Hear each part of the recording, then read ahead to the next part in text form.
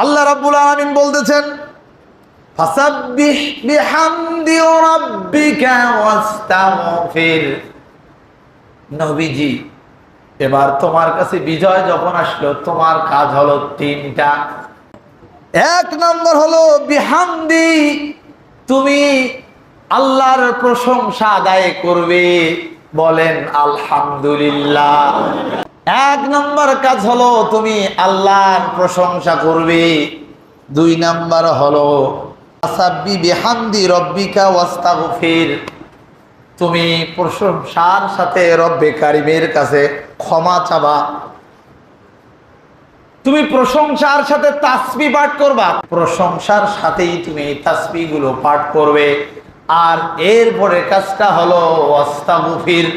আর এই বিজয় অর্জন করার জন্য গুনাহ হয়েছে, পাপ হয়েছে, মানুষের অন্যায়